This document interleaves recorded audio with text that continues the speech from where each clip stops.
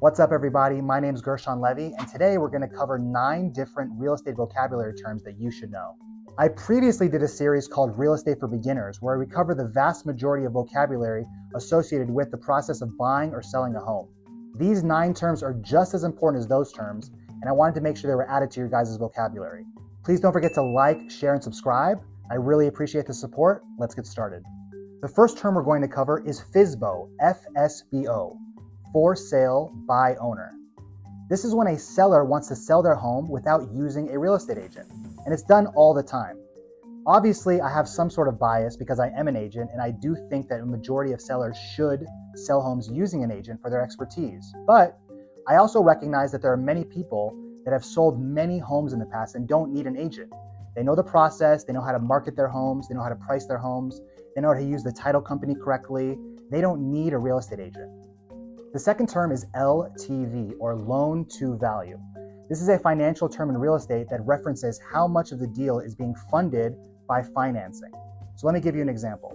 Let's say I'm buying a property for $500,000 and I intend to put down 20% as a down payment in cash, which is $100,000. I would then need $400,000 to complete the purchase. So I would need $400,000 out of $500,000 as a loan. That means my LTV would be 80% because, again, I need 400 out of the 500,000, which equals 80%. LTV is generally referenced as a percentage. So when you hear somebody say, "What's your LTV?" and the person says 70%, you know that they have 70% of the property's value as a loan that they have to pay back, and then the other 30% is their equity, their ownership that they get to keep if they sell the property. The next term is MLS, not Major League Soccer, but multiple listing service. You'll hear agents reference the MLS all the time. This is basically the database of available properties along with the sold history and past history that's important for real estate valuation. Now, there are some deals you can do, and it's in our listing agreements, where the properties are not put on the MLS for the whole market to see. That's called a pocket listing. But nowadays, a majority of the people want their properties put onto the MLS because they want the most amount of eyes on their property. The next term is PMI, or Private Mortgage Insurance. This is an insurance premium that you're paying on top of your normal mortgage monthly payment when you put down less than 20% after buying a property. Now, the reason that lenders make you do this is because, let's say you put down 5% on a conventional loan, and then the property values go down, let's say 15% in the first year you own it. So you decide you're going to let the property go, and the lender is going to take it back over since you're upside down.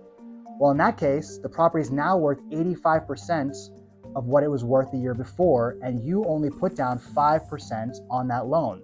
So there's a gap in there that the lender is going to be responsible for when they take it back over. Because if they tried to sell it, they wouldn't even make their money back. That's why lenders make you pay PMI, because on the off chance that you buy a place and it goes underwater and you let it go, they're not going to be responsible for those losses. There's going to be insurance that's going to cover it for them. Now, for many loans, you're going to have PMI for a certain amount of time. And once you pay more than 20% of the loan off, you can apply for your PMI to be removed. The next term is waive appraisal. What does it mean to waive an appraisal in real estate? So when you're using financing to purchase a property, the lender is going to do an appraisal on the property to see what the value is, because the lender is not going to loan you more than the property is worth minus your down payment. And the reason is because if they lend you more than it's worth, and then you fall behind on your payments and go delinquent and they have to take the property back, right? They're going to look to then sell the property and make their money back.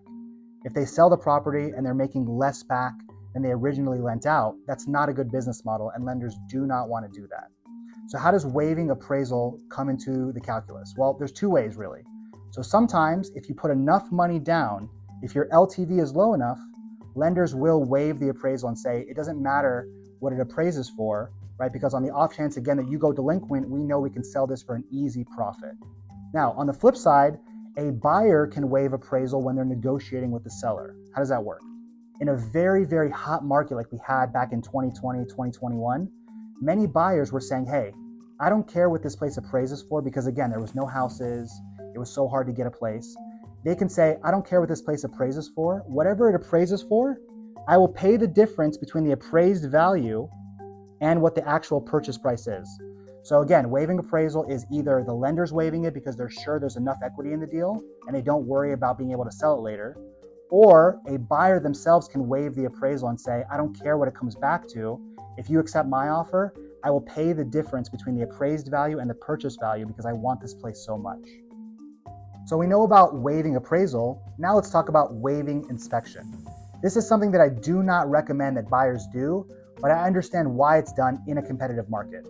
So when you're under contract to purchase a property, one of the first things you'll do in due diligence is get a home inspection to make sure you're not buying a Pandora's box. Now, regardless if you waive the inspection or not, most people will still get an inspection. The point of it is, though, what do you do with the home report after you do the inspection? Well, most people will take that home inspection report and they're going to look at the different items and ask the seller to fix some of them, or they're going to ask them to give them a credit for some of those items. But in a competitive market, you have to make your offer differentiate, stand out from other offers. So some buyers will say, hey, we're going to completely waive the inspection. And that can really mean two things. Number one, it means they're not going to do an inspection at all, which in my opinion is kind of crazy. But again, if it's a very new house or built in the last few years, there's probably not much wrong with it. And if you really want it and there's no houses, you might just take that gamble. The other type of waiving inspection would be, hey, we're going to do an inspection, but regardless of what comes back on it, we are not going to ask you, the seller, to pay or fix anything. And that's generally what happens when people say, I'm going to waive inspection. It doesn't mean they're not going to get it done. It just means that if something bad comes back, they're not going to cancel the contract because of it or ask the seller to fix it. The next term is leaseback. We reference it as one word, and essentially what a leaseback is an agreement between a buyer and a seller that when the seller has officially sold the home, meaning at the end of the close of escrow, they will become a tenant of the buyer for a short period of time, anywhere between, let's say, 1 week and 2 months.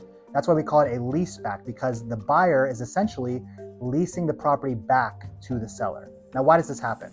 Well, many times sellers need more than the 30 days or 35 days or whatever the allotted amount of time is in escrow to move out and finish all their affairs. Let's say they're moving out of state. Now, the seller does not always have to pay for this leaseback time. In fact, if it's a crazy market like it was 2 years ago, many times the buyer will pay for the leaseback or not charge them anything at all because they want their offer to stand out. I had a couple deals in 2021 where my buyers would pay for 2 or 3 weeks of a leaseback for free because we're going against 10 or 12 offers, and anything you can do to stand out matters. The next term is CIC, or Common Interest Community. Here in Nevada, we reference, in paperwork at least, on our purchase contracts, CICs are basically the HOAs. When we reference a CIC, we're really just talking about a homeowners association. So in the paperwork here, let's say on an offer, it'll say CIC related expenses or Common Interest Community related expenses.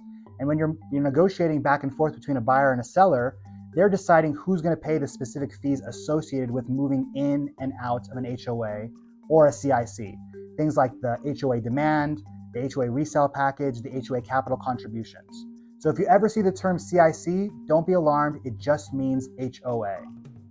Our last term today is staging.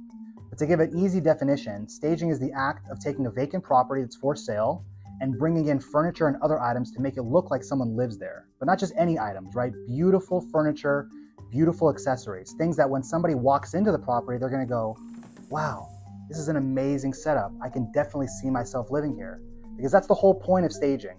Now, there are staging companies that do the staging for you.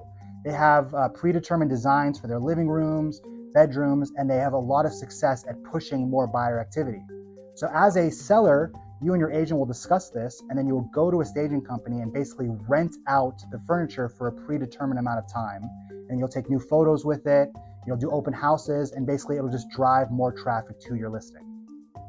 Thank you guys so much for watching 9 real estate vocabulary terms that you should know. If you guys have any questions or comments, I'd love to hear from you guys. Please don't forget to like and subscribe. Thanks so much.